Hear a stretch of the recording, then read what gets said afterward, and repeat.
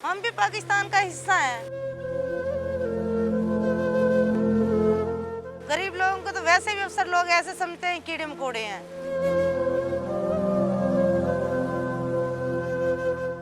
मैं सुबह से ऐसे बैठती हूँ ना, मैं कभी पानी पी के गुजार कर लेती हूँ। कोई बात चाहना, कोई खाना देगा तो खा लिया, नहीं देगा तो ऐसे भूखी बैठी हूँ, पानी के साथ गुजारा करती हूँ मैं।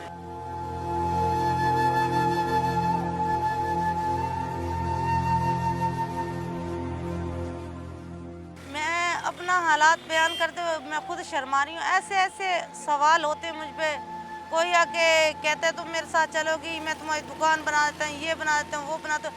अल्लाह के नाम पे तो 1 रुपया नहीं देते, कोई भी किसी की मदद नहीं करते।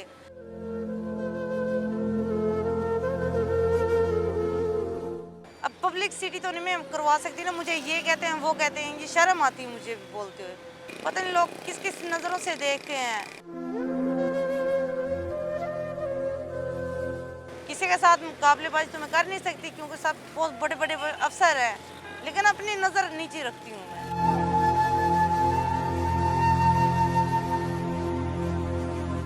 मेरा नाम भाई सुरैया है और 3 साल से मैं ये ठेया लगा रही हूँ। जब कोरोना थी ना, उस टाइम मेरे पास कुछ भी नहीं था, मास्क के डब्बे से स्टार्ट किया मैंने काम। मेरे बच्चे छोटे छोटे हैं, तो एक बच्ची 5 साल की नबीनी है, माजूर भी है, देख नहीं सकती। एक 7 साल की बेटी है, जहन तवाज़ुन ठीक नहीं है।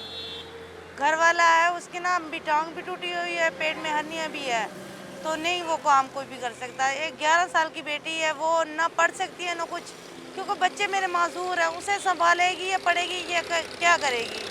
उसका मुस्तकबिल भी मेरे साथ साथ ख़राब हो रहा है।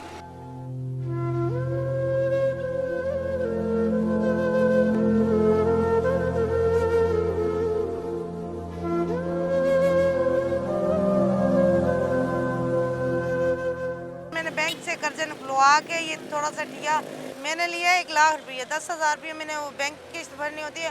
2 किस्तें मेरी शार्ट हैं। अब मुझे इतना टेंशन हो रही है ना किस्तों की, मुझे ये डर है कभी यहाँ आके वो मुझे भी ले जाएंगे, सामान भी उठा के ले जाए।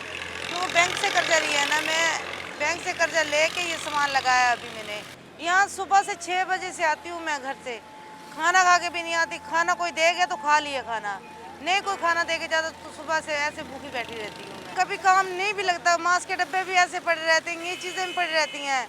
घर का भी किराया मेरा 120 किराया लगता है। ऐसे सोचती हूँ मेरे पास नहीं किराया भी नहीं होता।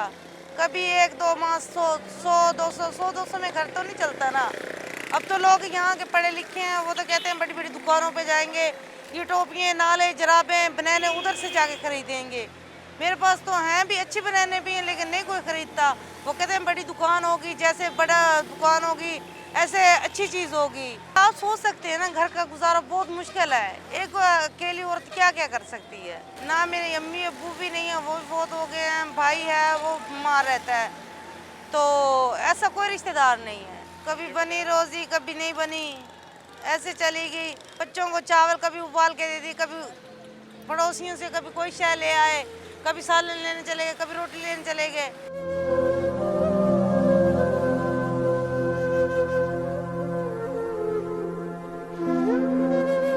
लोग देखते हैं, मुड़ मुड़ के भी देखते हैं। मैंने सोचा कोई शय खरीदेंगे, कोई शय खरीदेंगे, फिर चक्कर लगाते हैं। आप कहते हैं भी तुम्हारे पास और कोई काम भी है। मैं उन्हें कह देती हूँ देखो बेटा भाई, कह देती हूँ मेरे पास इसके अलावा कोई काम नहीं है, मैं यही काम करती हूँ। मैं रिज़्क़ हलाल कमाना चाहती हूँ। बहुत बहुत बुरी बुरी नज़रों से देखते हैं, क्योंकि रोड है, रोड के ऊपर रंग बिरंगे इंसान आते हैं, लेकिन कह के जाते हैं, फिर भी अपनी बर्दाश्त करनी पड़ती है। बर्दाश्त नहीं करूँगी तो यहाँ कहाँ बैठूँगी मैं। बुरे काम के लिए तो कहते हैं हज़ारों ले लो, ये ले लो, वो ले लो। नहीं, अपना रिज़्क़ हलाल कमाओ। मेरी तो आवाज़ यही है, मेरे बच्चों का इलाज करवा दें और मुझे कोई घर दिला दें और कोई नौकरी करवा दें, मैं उधर जाके बैठ के सुकून से कमा सकती हूँ।